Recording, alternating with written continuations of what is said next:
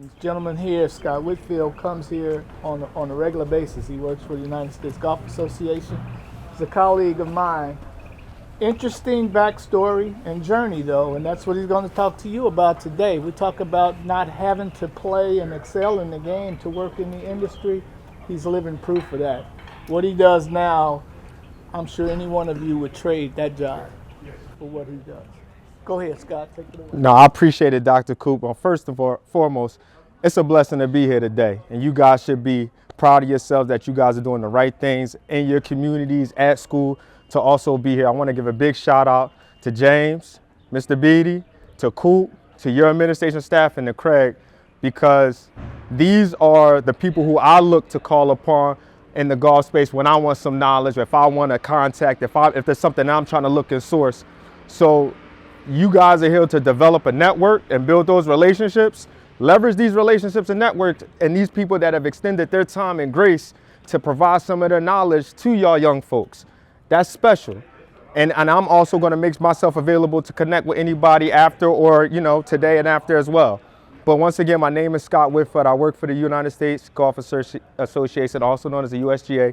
I'm the Senior Brand Manager for fan experience, for our brand and our fan experience. So you thinking about like, what is that? What does that really mean? So when you come to a US Open Championship, on site, we're going to have different types of activities for the fans to partake in when you're not watching golfers. So if you want to do a photo opportunity, learn some about our history inside our museum. I think, Coop, you mentioned somebody wanting to swing a club. We have an opportunity to swing clubs and really take in and understand not only the history of the USGA, but also a way that we make it fun for, hey, you know what? This is my first time out here. I don't really understand golf. Is there a space for me to come and enjoy the experience? We like to look at the USGA championships, our championships, really as festivals, and we're providing the entertainment for that festival. So I also, just to let folks know, I also oversee our trophy tour. And our trophy tour is a marketing engagement where we work with other large sports organizations in the NBA, the MLB, top college programs, D1 and D2 programs, where we're immersing the trophy with these schools to help highlight and build community engagement and excitement. But one thing I want to talk to y'all about now is like, okay, Scott, you do these things for the USGA. What's going on? How did you even get into golf? What did that even look like?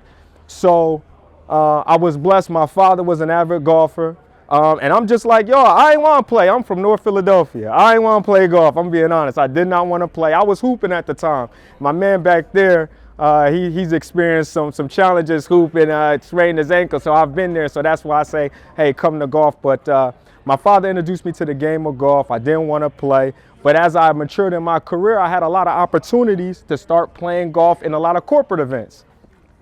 And I'm a competitor. And so I went out there a couple times, and I was talented enough to hit the ball. But I said, you know what, let me put some time and effort and some practice and some patience and some focus into this game to see if I can, get better at the game. That was my first intention. I fell in love with the game. So how can I get better at the game? The second thing, we're all familiar with COVID. The pandemic happened. So what the pandemic allowed for me is allow me an opportunity to think. And I advise all of you young folks here, take some time throughout your week, throughout your day to think and plan, because thinking and planning helps set up the initiation to the next steps that you guys need to take to fulfill your career. So COVID happened. It gave me a time to think. I said, you know what? I fell in love with this game of golf. Can I work in golf? I just asked myself the question, can I work in golf? Now, remind you, at this point in time, I've already worked for 7 Fortune 500 companies in marketing and sales and project management. So I'm not adverse to joining another industry or being in a new company. So the question was, I've done 6 other industries. Why can't I make this the next industry? And so I had set my attention. I had reached out to a few folks in the golf space. Fortunate enough for me, the African American Golf Expo was in Charlotte in 2022, which Mr. James is the founder of and heads up, and there was a few golf vendors that were there, one that you guys will spend time with after, and also the USGA. And so I thank Mr. James for providing a forum for me allowed to come and network. But the first start was for me setting the intention on what I wanted to do with my career. And then as you'll learn, and when you young folks set your intention, opportunities will happen for you.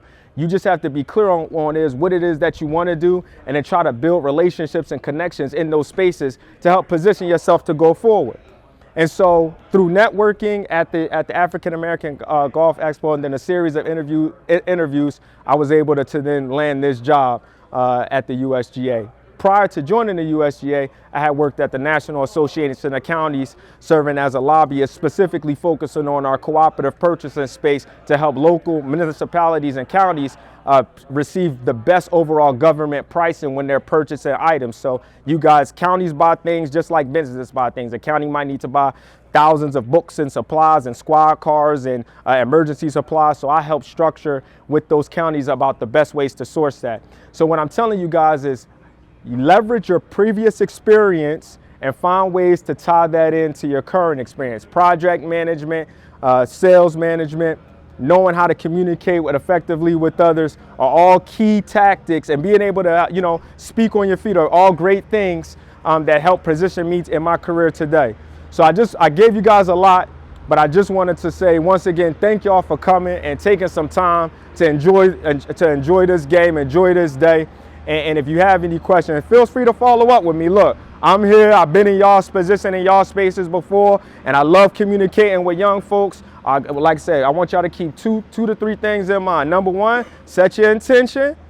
Number two, be deliberate about what are the things that you set out for your day. And the last thing is execute. So if I got somebody that was paying attention, holler at me. Who got those three things that I just said? I need somebody to raise their hand. As a group, I said three things. What's up, my man? What I say, Nick? Set your intention. Execute.